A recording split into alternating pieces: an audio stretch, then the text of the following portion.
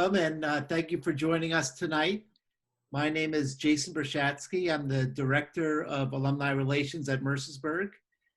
This is my 23rd year at Mercersburg Academy. I have a little bit of an unusual path in that I taught math at Mercersburg for 18 years, and I'm just finishing up my 5th year in this position. And just like everyone else, the COVID pandemic has affected the school and affected our work these past couple months. But it's been really inspiring and humbling the way that we've seen alumni and families get together during these difficult times and get together around Mercersburg and use this as an opportunity to connect with each other, to connect with the school, and to connect and celebrate the work of our alumni.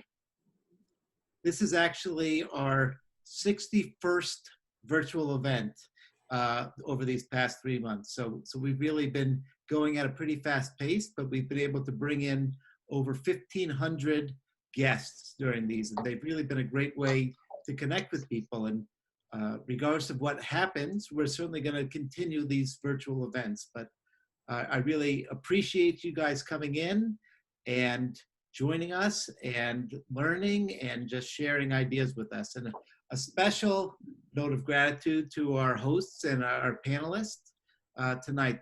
Tonight's program was going to be part of the reunion weekend.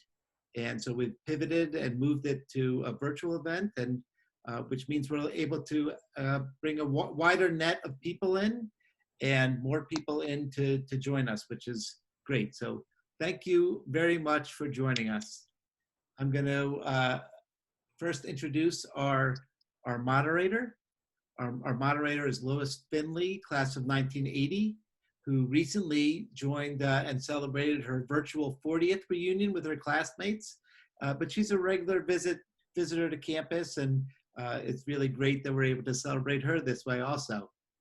She served on the Alumni Council for 6 years. She's the founder of Elements Consulting, a software implementation business process and project management consulting firm based outside of Annapolis. So thank you very much for joining us. And I'm going to, before I pass it over completely to Lois, I'm going to be monitoring the kind of Q&A section of this. So feel free to, the webinar it doesn't allow you to speak and ask questions, but feel free to use the Q&A section of it, and I'll be able to feed it to the panel throughout the session. So once again, thank you, and now to you, Lois. Great, thanks so much, Jason. Welcome everyone, good evening or late afternoon, depending on where you are. I'm very excited to moderate this illustrious panel of relatively young entrepreneurs. I'd like to start by asking each of you to just introduce yourselves, where you are, and just a brief summary of what your business is. And I'm going to start with Taria.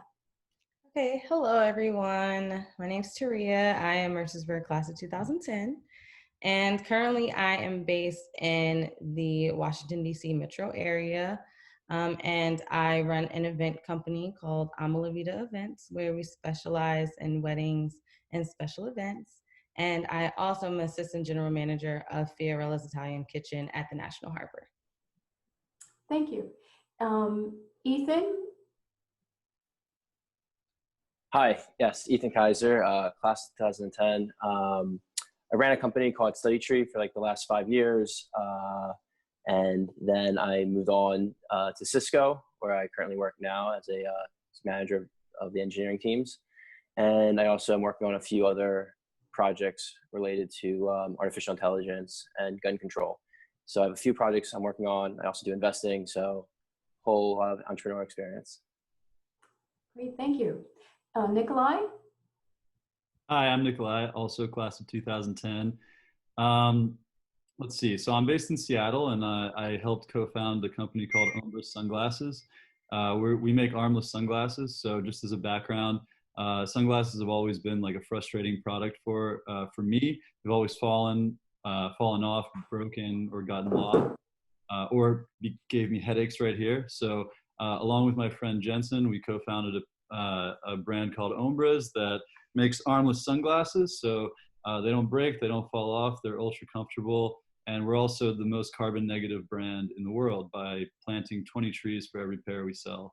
So we actually offset 330 times the carbon generated through producing and delivering each pair through planting 20 trees. So super proud of that. Great. Thanks, Nikolai. And Paul. Hey everyone, excited to be here. Class of 2010 as well. Was at Mercersburg for 2 years. Right now I'm based in Brooklyn, New York, and I co-founded a company called Revel.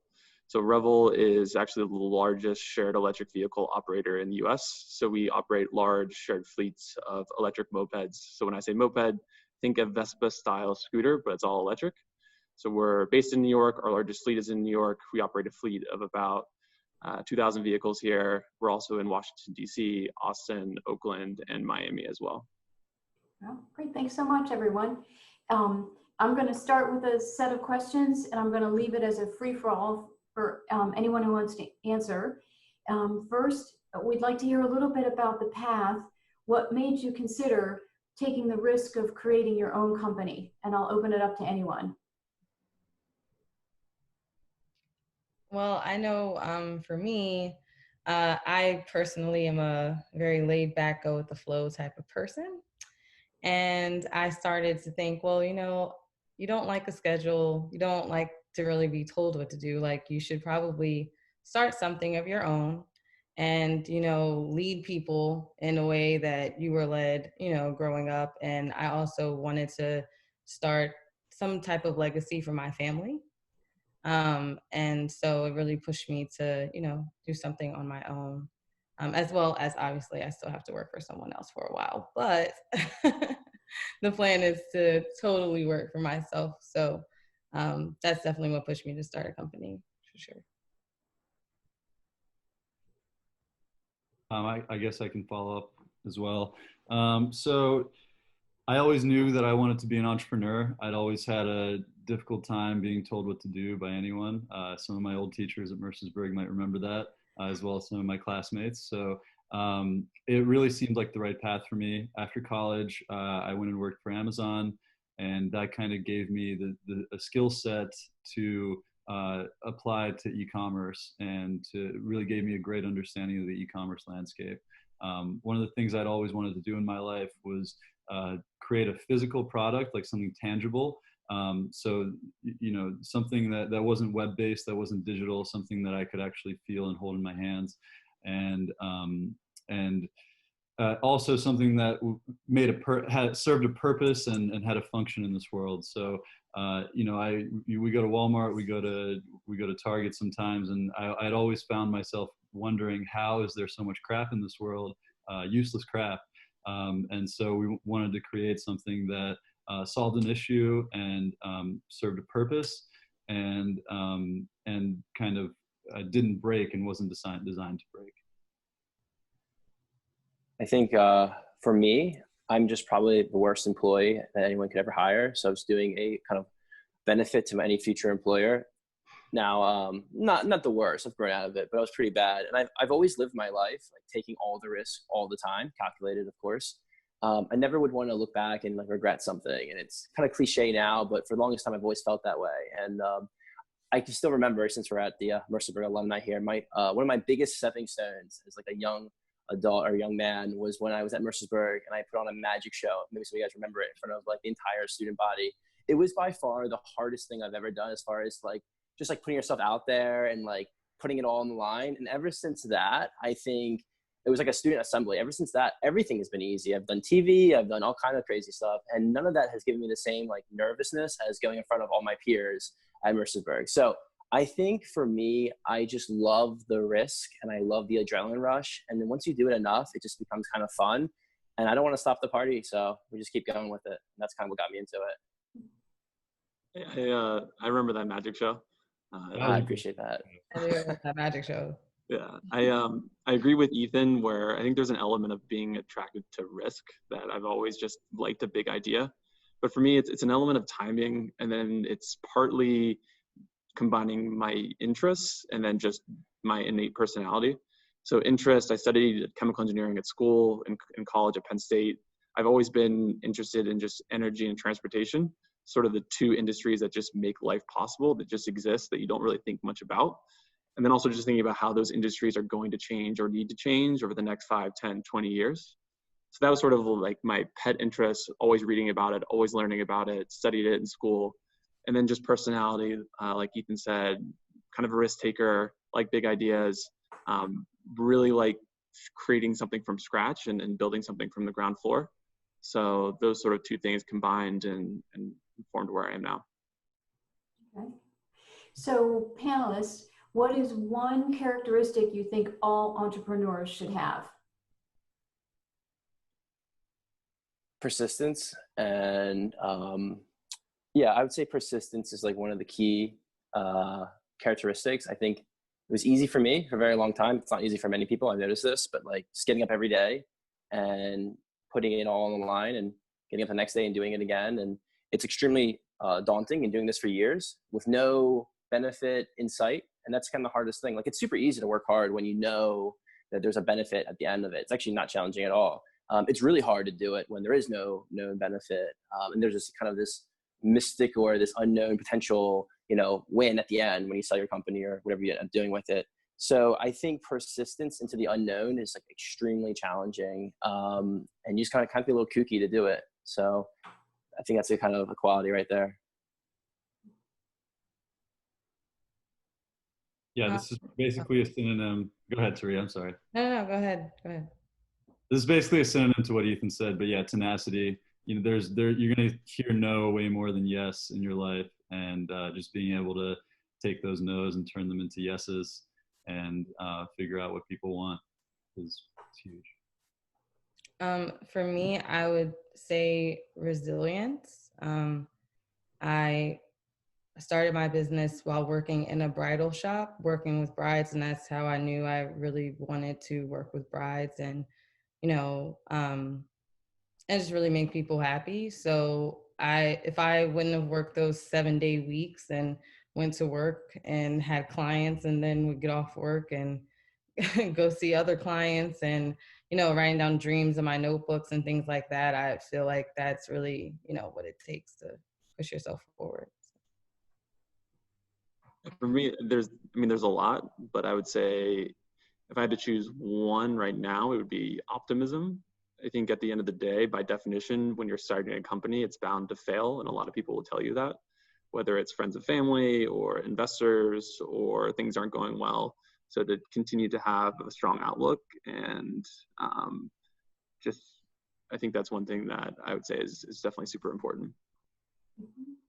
And I would add self-confidence, which I think it's echoing what I'm hearing from other folks. You have a comment or a question from Amy Moore. Hello, 2010.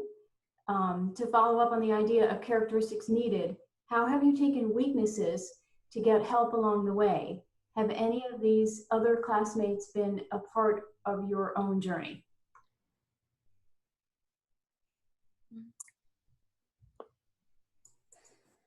Well, my co-founder was my roommate at Mercersburg, so that was kind of cool. He's a great guy. He's like my best friend. So his name was Silvio. He was only there for a year, but he and I co-founded the company and haven't seen each other since Mercersburg, which is kind of interesting, completely remote. So that's how I guess I've worked with one of my colleagues or classmates. What was the other part of the question about weakness? I didn't quite get that. Yeah. Hang on 1 second. How have you taken weaknesses to get help along the way? How have I taken weaknesses to get help along the way? So if the question's asking about like what weaknesses have I discovered about myself and how I resolve them, I'll answer that. That's kind of what it sounds like, kind of. The biggest weakness I find in entrepreneurs, including myself when I first started, is that not all opinions are weighted equally. And there's actually an infinite number of advice out there, and a lot of it's bad advice. And people like who love you and care about you will give you bad advice inadvertently, like, oh, this is a really good idea, when it's actually a really bad idea and you shouldn't waste any more time on it. Or like, this is like a new approach, like we should build it this way or build it that way. And like understanding that most people's opinions are wrong and that you should really listen to your customers and people who are paying you money. That's like the most important opinion because they have the most on the line. So understanding that, like, my uncle who like ran a business like selling cars, like it's very different than starting a tech company, right? So that's like a different kind of mindset that a lot of people don't quite understand initially when they start a company. Yeah, I think just really understanding your own weaknesses, being honest with yourself, and then figuring out the people who are better than you and can complement those weaknesses, and then working with them to hopefully find answers or solutions to the problems you have. It's actually interesting because I called Ethan the other day with an idea that was relevant to my business, and I called him because he's an expert, more of an expert than I am in AI and tech. And I had a question that kind of just like a hypothetical question that I needed help at answering, and he helped me a lot. So that just goes along that same line of utilizing the resources around you and recognizing which people are better at certain things than you and using them as resources. And using your Mercersburg resources too. I think that's great that you thought to reach out to Ethan. Thank you for sharing that. For me, my first wedding was an Ethiopian wedding in Virginia, and it was 350 guests. And I called Amy Chase, who's also class of 2010. And I was like, I need your help to help me set up this wedding because I'm in over my head. And she worked me for hours. So definitely enlisted some Mercersburg help myself. But my weakness, I would say, was self-doubt. I think I procrastinated on things because I would be like, oh, Taria, like maybe you don't have time to do this, or maybe this isn't the right thing to do, instead of just like something I had to grow into is just having faith and just doing it. And, you fail, you get back up again and you try again. So I would say that's my weakness, or was my weakness. Yeah. For me, my co-founder and I have a pretty good yin and yang going. So I think from a personality standpoint, I tend to get into the details too much. So I'm more of a perfectionist, want to make sure things are really good. My co-founder is more move really, really fast, and it doesn't matter how things look. And I think that balances itself pretty well. And then there's just a lot that you don't understand or know when you're starting a company: how to raise money, how to set up your company, how to hire people. So one thing that we did pretty early on is we had an advisory board. And so that advisory board consisted of people that were from the industry or that had run venture-backed startups before, that could help us on more of the technical, logistical ins and outs of just starting and running a company. Yeah. Okay, great, thanks. A related question is, obviously along the lines of taking risks, sometimes you're going to make mistakes, whether it's, to Ethan's point, you got bad advice or you just misjudged a situation, whatever. I'm curious to hear from all of the panelists if you had a mistake that you're willing to share that you really learned something from for moving forward. I would say for myself, I did favors, and especially in events, it's easy for people to say, hey, can you just come help me with this really quick, for my party? It only take you a couple minutes, and then I'm there for 3 hours and I'm broke a sweat and I'm not getting paid for it. So that's something, instead of, I was trying to get, some clout, but I was just like, no, Taria, like, you're gonna have to charge for your services, charge what you're worth, because I know what I bring to the table. And once I started doing that, I actually found that people didn't have a problem with my prices or what I, felt I was worth, because my work, spoke for itself. So I would definitely say that was my mistake, for sure. I would say, for me, one of the biggest mistakes I made early on was hiring someone that was just not at the same caliber and motivated as the rest of the team was. And that just completely crippled our culture in the very beginning of starting the company. And it's just one of those things where you get put in a bad place where you're developing a product and you need this person. And oftentimes they're underpaid or their payment is subsidized with valueless stock until, you exit or IPO.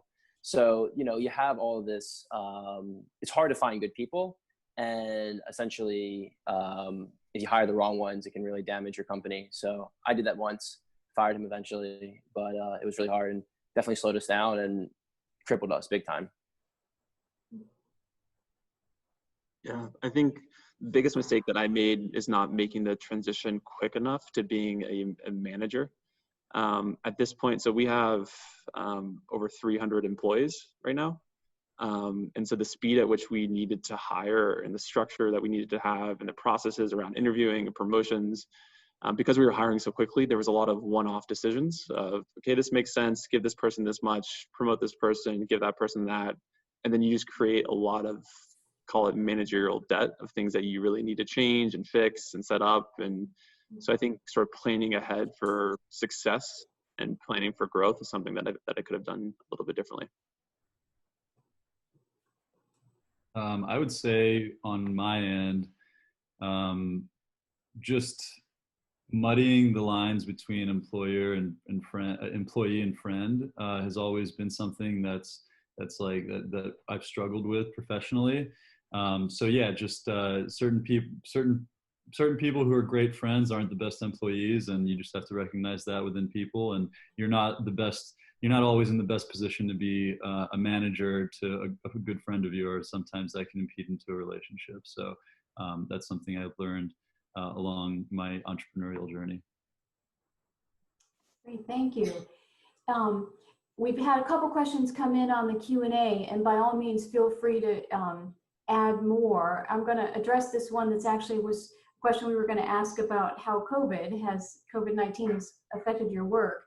And the question specifically is, in light of COVID, you're the sole proprietor, you're your own boss. What obstacles or new challenges are you facing?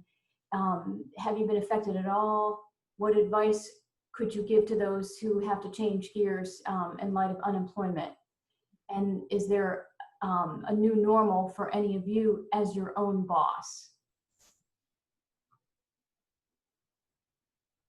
Well, I work in the hospitality industry, just through and through, for my day job and with my business. So my life pretty much stopped on March 17th for about 2.5 months. So I definitely have been reaching out to brides and, just gauging when I think that there could be a wedding. Right now there are no social events. People aren't really, thinking about planning weddings. They're going and they're getting married at courthouses. They're getting married in small ceremonies with their family. I definitely thought I was going to have to shift not only my business, but my actual career in restaurants as well.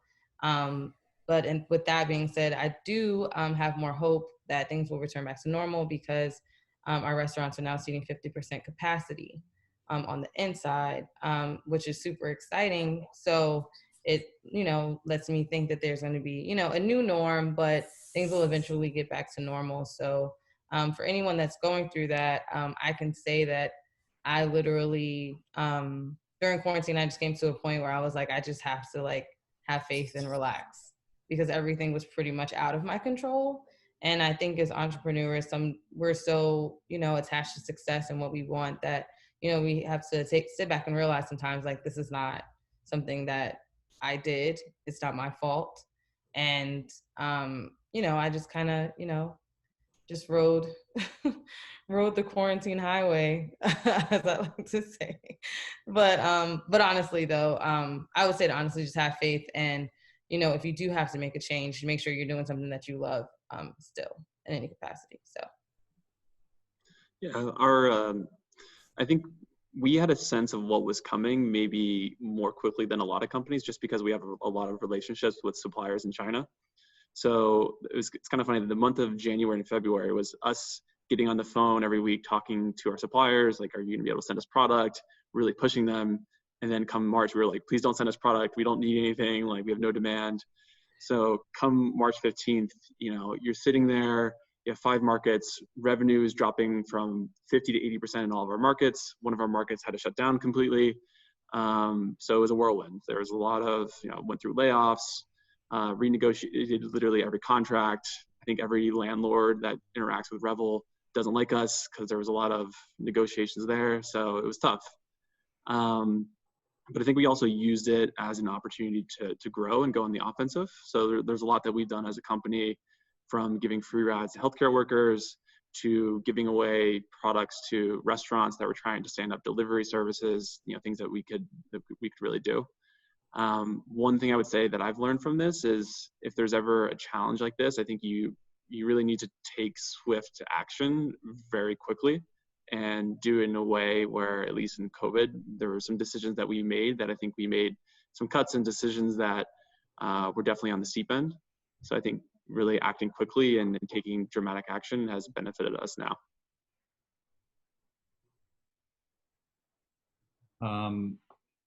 I've always been a big control freak, and in that same kind of light, creating an e-commerce company made a lot of sense because everything was kind of to keep everything within your control, kind of manage your own fulfillment, manage your own website development, your own product, all that kind of stuff. So we've been incredibly lucky to not be impacted extremely hard by COVID. Also, I didn't realize that sunglasses were an essential item. A lot of people look at them as, protection, whether they're interacting with other people or just from the sun and stuff like that. So it's really forced us to, we were in the midst of rolling out a lot of retail relationships. REI had just picked us up. Nordstrom, we were in talks with Nordstrom and a number of other big retailers. And this is kind of forced us to challenge that strategy and to almost to double down on our e-commerce strategy because so much more is in our control, and that's ultimately what's going to benefit us in times like these. At the same time, our suppliers have been disrupted. So right now our inventory is dwindling, and we're about a month out. It's peak season, peak sunglass season. This is when people are buying those sunglasses, and we're going to be out of stock for about a month, which is going to be a huge hit to our revenue. But what we've done, we've been able to adapt and kind of transition into pre-sales rather than just instant delivery. And people have been extremely understanding, and we've just been overly transparent with our customer base and anyone who's interested in these that COVID is an issue and it's disrupted the global supply chain, and we'll be delivering these in about a month. So I think just keeping as much in your control as possible, specializing, but also adapting really quickly, like Paul said.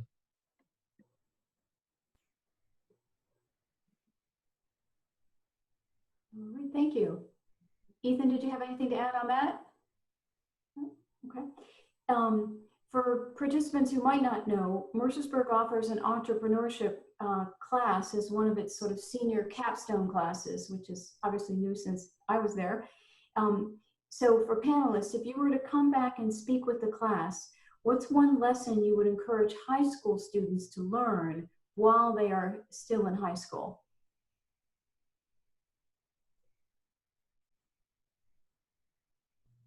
Do you mean like a class or a skill, or do you mean? Could be anything. I think a skill or a trait, or perhaps a perspective.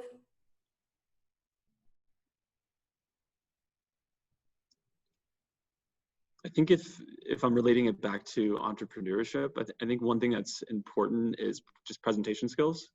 So the ability to take a topic and boil it down to what's important and explain it to an audience, and to tell a story.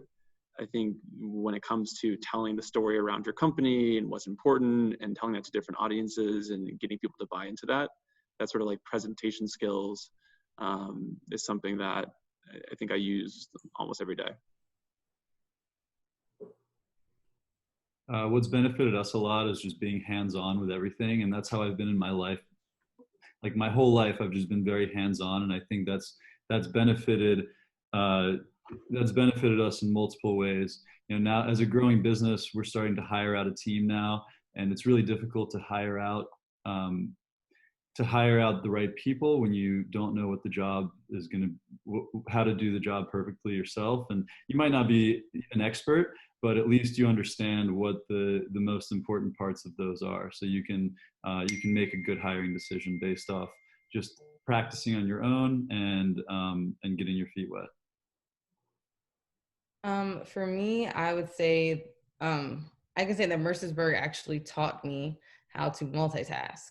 Like being at Mercersburg, I was in dance, taking dance classes, president of the ASU, started step team, had some kind of way to go to Romeo's and get food, make sure I had some type of social life. So I would definitely say that the skills that you learn at Mercersburg, um, we learn a lot of skills I feel like we don't use, like geometry, but I feel like learning how to multitask and time management and that rigid schedule that you're on, like take that to life and really think about how to prioritize what you need to do and get everything done in the day and use your full 24 hours to the best of your ability. So Say is like, just do what you want to do, find your goal, and then pursue it. Don't care what people think.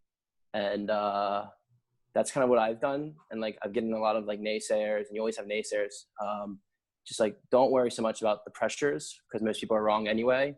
And just kind of find your goal and then just like attack it. And that's kind of the advice that I don't think most people get, and they need it. Great, thank you. Thanks, everyone. A couple questions from the alumni in attendance. One is, someone asked if any of you have taken advantage of the stimulus bill, the CARES loans, grants, etc. And if you have or you haven't, either way, what's your perception of how fair the government has been to your generation of young entrepreneurs in that process?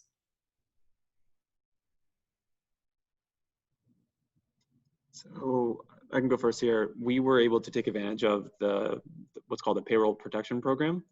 So in applying for that, it was a very difficult process, a lot of problems with our bank and a lot of late nights.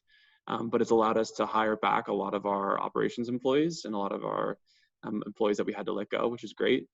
The second that those programs came out, we just assumed that we wouldn't get any money, just from the standpoint of how is it going to work? Is this actually realistic? And we just had to plan for it not happening.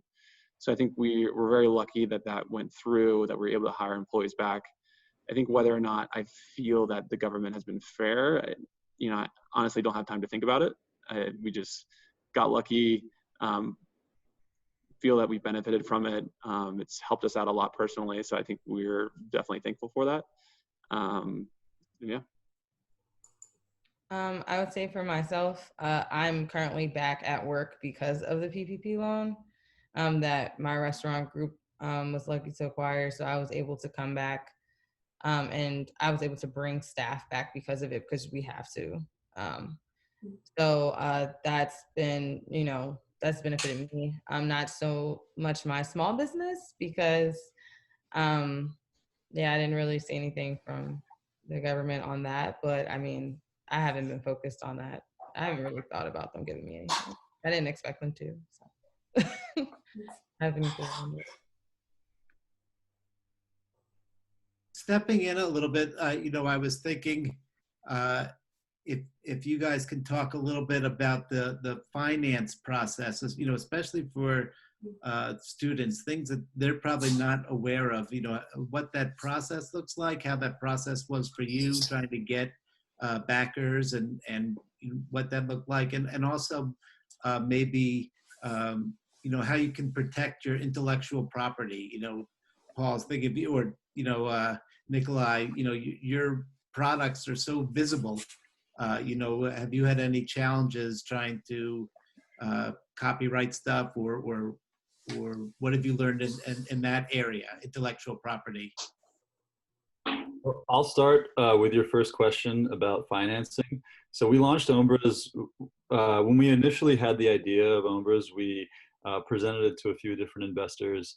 And before having a proof of concept, we basically realized that going and asking for money we were gonna have to give up a lot of the company to get financing. So we decided to launch with a crowdfunding campaign.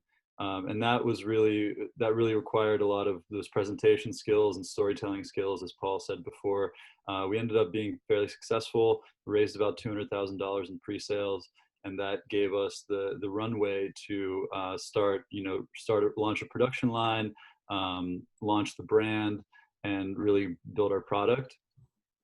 In terms of intellectual property, we knew from the very beginning that this was going to be a big deal for us. So we actually started writing our patent before we even launched our crowdfunding campaign. We talked to a number of law firms. A lot of people probably wouldn't recommend what I'm going to say right now, but after talking to a lot of law firms, we realized it was going to cost like 30 to 50K to get a utility patent on our invention. And we didn't have that money, and we knew we didn't want to spend that money on that, even if we had it. So we ended up just reading like hundreds of different patents that were somewhat related to what we were trying to do, and essentially just copy and pasted and stitched together a utility patent.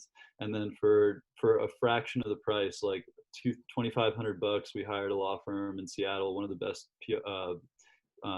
IP firms in Seattle, to kind of like proofread and legalify our utility patent. And that actually got approved by the USPTO in September. We also copyrighted our brand name and stuff like that. So I'd say like there's always there's a lot of like standard ways to do things that you can read about and that people have done before, the kind of like tried and true standard ways to do things. I would challenge those every step of the way, because there's always a new and different way to look at those kinds of challenges and come up with solutions. You know, we have so many more resources available now than we have before. And yeah, just keep challenging all of the norms that you think you have to abide by. Jason, can you repeat the first part of your question? I guess, one thing, for students, they probably don't know what that kind of getting backers looks like. I mean, they've watched Shark Tank maybe, and think that's what it looks like. And what did that look like for you, and what did you learn during that process? Yep. I mean, the good thing is 2 years ago, I had no idea either. I had no idea, like, how do I get money? How does that work? Like, I literally Googled bank and went to a Bank of America, and that was where we first set up our corporate bank account. Like, we started from scratch. So for us, it's been a long process. The first thing that we did is my co-founder and I, once we had this idea, this is what we want to do, we essentially put the savings that we had built up since graduating, so 5 years for me, or however long it's been, 10 years, I'm thinking college, and put in our life savings and didn't take a salary for 6 months. And with that, there were a lot of friends and family that once they saw the confidence that we had in the idea, they had no idea what we were doing, but they just believed in us as individuals. And so we were able to gain some steam from just friends of friends, things like that. As we started to pick up steam, then we got connected to some high net worth individuals, some more angel investors. So the first round that we used to go from an idea to launch in 6 months was all friends, family, high net worth individuals, and angel investors. A lot of that is because my co-founder and I, we don't have entrepreneurship background, or at least we haven't started a company before, or we don't have proof of experience. So getting those connections to maybe venture capital firms was more difficult at first. So did that to launch a small pilot. The pilot was all about just a proof of concept of this works, there's demand for it. We just need to start to grow it and scale it. So after that, and to give you a sense of scale with that, with our angel round, we had 57 different investors. So 57 different investors, that means we had hundreds of different conversations to raise that. So that was about $1 million. And then 6 months later, after having this pilot in New York, we raised what's called a seed round. The seed round for us was $4 million. That allowed us to expand it to New York and really prove out demand even more. And then raise a Series A of $27 million to expand into these 5 markets that we're in now. So a lot of conversations. And I think one thing that we really learned is because we didn't have that background, what we were really gaining a reputation around was just our ability to move fast and execute really quickly. And so that then just led to more conversations, more people getting excited, more people seeing that we were just doing what we said we would do. And then in terms of IP, I think we've transitioned a lot as a company. At first, because we were having so many conversations, we would share anything with anyone. Like literally, like, you want to know about what we're doing, we'll share our pitch deck, we'll email it to you. I don't care about NDAs, whatever you want to do. Like, we just cannot slow down this process whatsoever.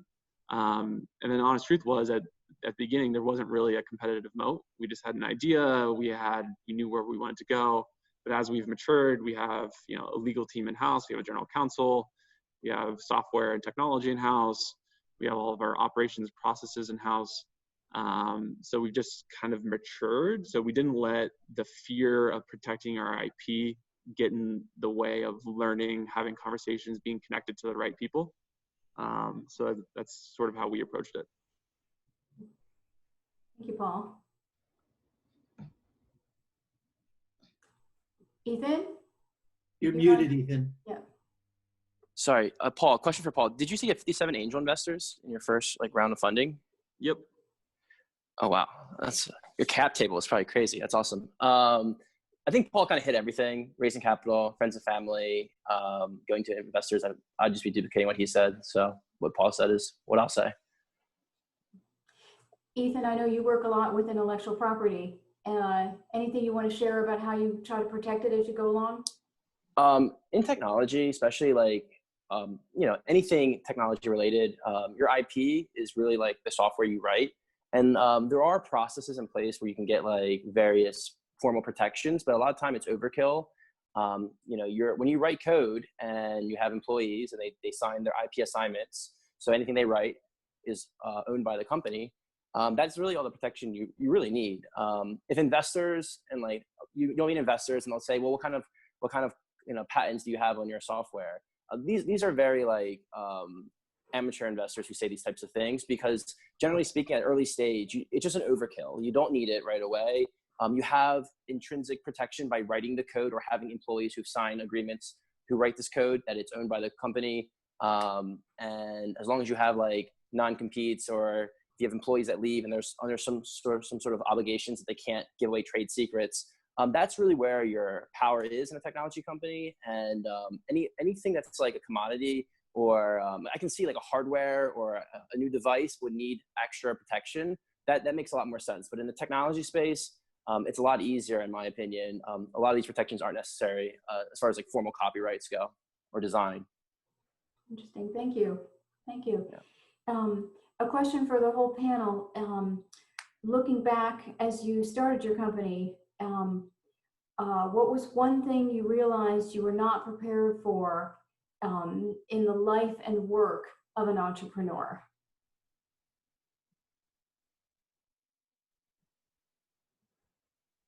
When you're running your own business, it just never stops. You never get a break.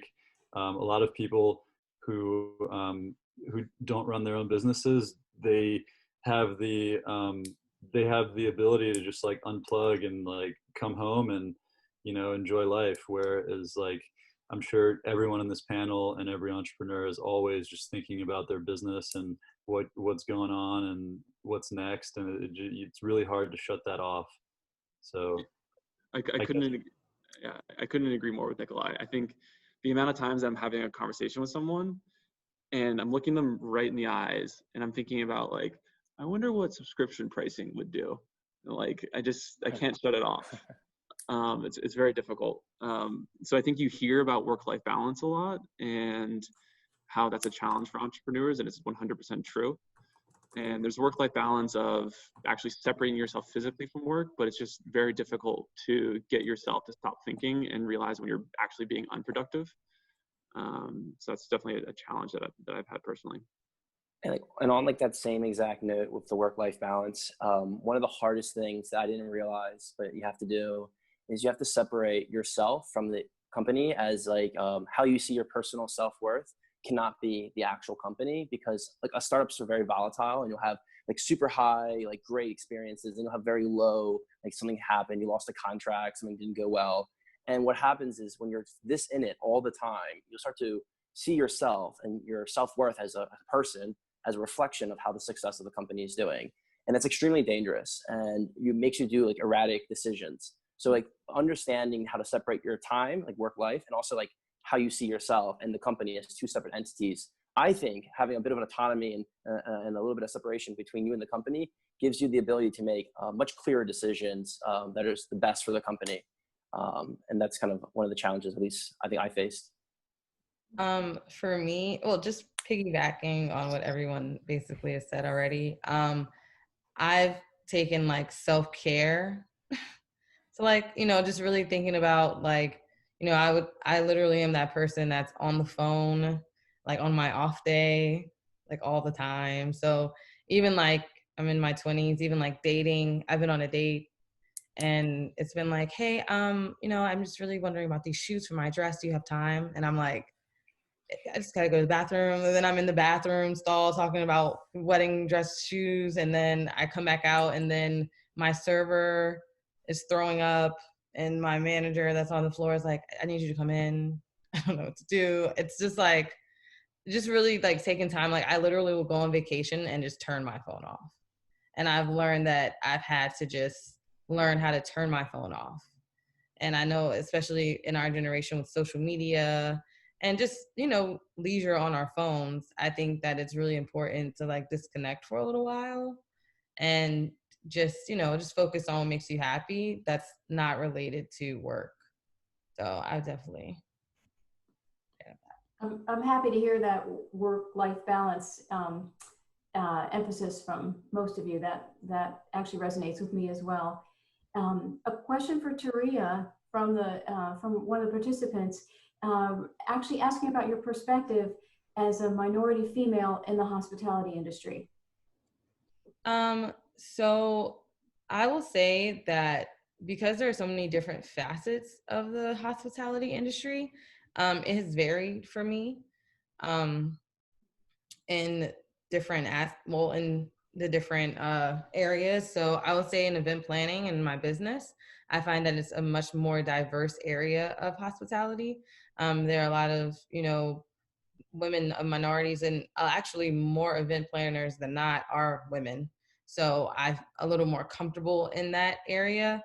As far as restaurants are concerned, I would say that I'm definitely a minority in restaurant management, especially being in, like higher ranking restaurant management. I feel like there are a lot of floor managers. You go to restaurants and you may see a minority female, but being an assistant general manager, or for a time I was actually an acting general manager while my general manager actually was promoted.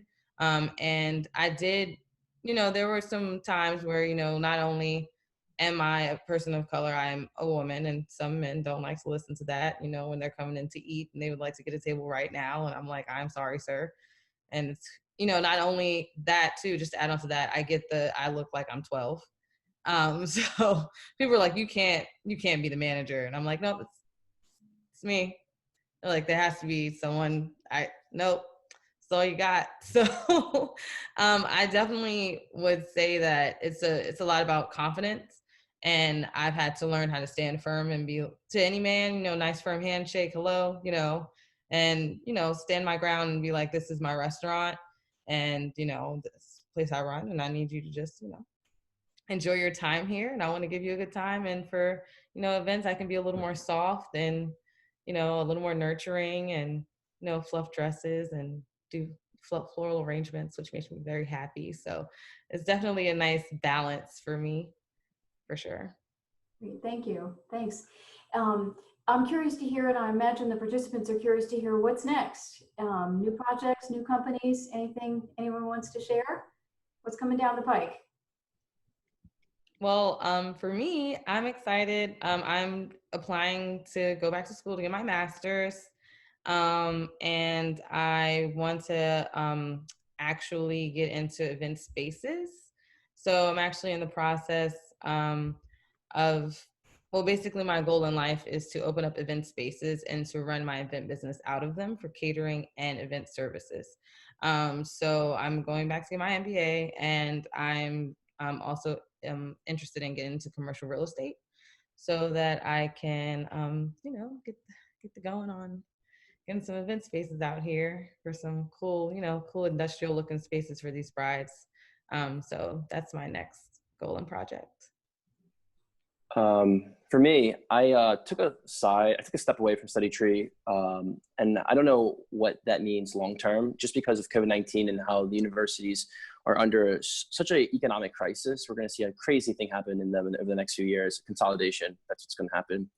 And I currently work at Cisco, and they're actually building a technology very similar to what we had at Study Tree. So I'm just trying to get them to acquire our IP. That's really what I want to happen, and then it's a big win. But right now, I've been focusing on a few other projects, one having to do with the government and tracking firearms. We're actually making a lot of headway, and this potentially could save thousands of lives. Then COVID happened, so then everything kind of was put on pause. So since that is on pause, I've just been taking kind of some of the skills you learn as an entrepreneur and pitching to investors and storytelling, and using that on the more social side, like telling stories around building companies or scenarios I found myself in. And I've never really been a social media person per se, but apparently I'm pretty good at it. And in the last 2 months, I went from like 0 to over like 50,000 followers across a few platforms. And it's growing pretty quickly. And I think if I just look at my trajectory and just do some basic, like run it like a business, like model out your growth and see what that actually looks like. If you run it like a business, you can do some pretty great things on the social media side. And I think that it's all fresh territory. Even though it's been around for a while, I think it's still a land grab. And if you come at it from a business mindset, you can do like a lot of really great things and create a lot of opportunities. So I will probably continue my projects, but the social media kind of thing I'm doing, I don't know what I call it, YouTube / TikTok / whatever. It's kind of silly to think about, but has a lot of growth potential. So I've been kind of focused on that. And then if I start something else off, I have a massive audience as my first customer. So it works both ways. I think I would listen to that. There's so many stories that you develop over time, from mistakes that you make, relationships with investors, pitches that go wrong. Like there's just unlimited things to talk about. I think for me, there's really two things that are happening over the course of the next year. We've really focused over the last 2 years on mastering what I'll call our core business, which is just operating shared fleets of electric mopeds. So the operations around it, the software that controls the operations, the brand, the government relations, and we've gotten that to a place where we're ready to grow faster. So we'll have a few markets that we'll be expanding to in the US this year, potentially next spring, looking at international expansion, and then looking into new product lines. So one thing with us is really the core tenet of our company is around electrification of fleets. So that's starting with mopeds for various reasons, and then we're sort of looking at the next stage of Revel, of what different type of vehicle we're going into, what's the business model, what market are we starting in. So I think we'll start to diversify our product lines. Yeah, we've had one product basically on the market so far, seen great success with that, but our goal is to just round out our product line, make more styles that fit more face shapes, so we open up the market for our business. And then from there, focus a little bit more on prescription. I didn't realize how many prescription needs there are in the US. So, do that, and then kind of get into the kids eyewear field as well. But aside from Ombras, I have like a running document of all the different ideas that I have for that I want to pursue after Ombras. As an entrepreneur, like I just can't help but to like be coming up with stuff all day, all the time, and everything inspires me. So I just try to keep those ideas organized, because someday I might be able to get to some or a few of them. Great. That all sounds pretty exciting. A question from the panel, or sorry, from the participants. Share some of your insights on how to be taken seriously as a young professional, especially as leaders of your companies. She imagines you've encountered older, more established professionals who may not have taken you quite as seriously at first as they would have an older person in your field. So any perspective on that? Most people who have this mindset, like you'll meet people and they'll have that mindset, like, oh, you're a kid, you don't know what you're talking about.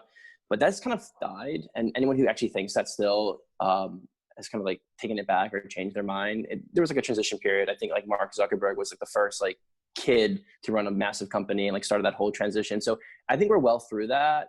Most of the time, don't get confused with like them not being interested because you're like a kid or your product isn't like that good. Like there's a lot of reasons you try to justify things to yourself. Most of the time it's not, because a lot of investors have backed 20-some-year-old kids with millions of dollars. So it just doesn't make any sense unless they're like either a poor quality investor or they don't just agree with your product and they're just trying to be nice to you and not tell you that. So, you know, you have to kind of see it for what it is and not what you think it might be.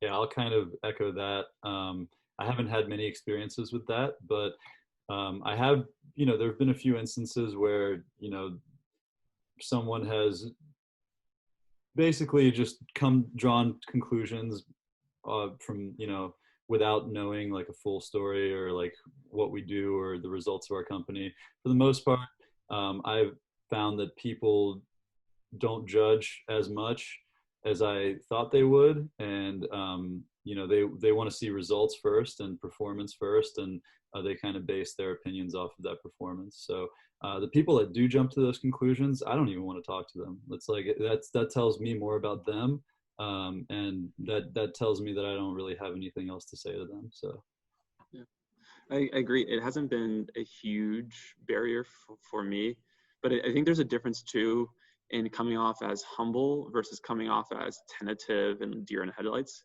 So I think there's always going to be things when you're young that you don't know, and it's okay to ask questions, but you have to be able to do it in a way that still projects confidence. So I think it's just an element of being humble, but not being tentative, and being willing to ask questions and not feeling like you have to know everything, because I think that's also a sign of inexperience when you're sort of faking it and making things up, and that doesn't shine through as being genuine. I agree with Nikolai and Paul completely. So I don't even. Just like one more point on this, like the more successful your company becomes, like the more of this stuff doesn't really matter. Like you could literally, like if you're just doing millions in revenue and you're doing great, like it doesn't really matter. I mean, it matters, but like you must be doing something right. So it doesn't really matter if you're a kid or not, or if you have like some sort of like issue presenting or something. All that goes away as your product grows and your customers validate it. So that's just what it comes down to, really. Great. And then my last question for the whole group, how was your 10-year reunion? ha ha ha ha. Oh, and did you do it virtually or no? No, we didn't have. No. I don't think so. Mm-hmm. Jason, maybe that's a good question for Jason. Yeah. Jason. I mean, obviously it was tough, and we also have people from all over the, you know, Nikolai from Seattle. I don't know if any of you guys were able to make any of the virtual events in here. You know, hopefully we'll see you next year. You know, back when we try to combine the two reunions, of course. But again, you know, I want to stay mindful of people's times, and we're at 8:30 in here. So, but that went pretty quick, and you know, thanks so much to Lois for running the session, and thanks to you guys for leading. You know, Ethan, I loved that you were able to share that you remember your performance at as the magician as being a kind of key thing for you, or you know, and it's great to be able to connect Mercersburg to it. It's great that many of you guys continue to use your Mercersburg resources. You know, what a great lesson that you've taught us that way as well. So thank you to our panelists, of course, and of course, thank you to our attendees for coming in and taking the time to listen. I'll be sending a follow-up message, and I'll be providing email addresses for our panelists if there's anything that you want to reach out to them afterwards. But this is actually serving as our last virtual event of the year. So stay tuned, though. We're going to continue to be having these virtual events and celebrating our alumni and creating educational opportunities. But have a great night, everyone, and thank you so much for joining us.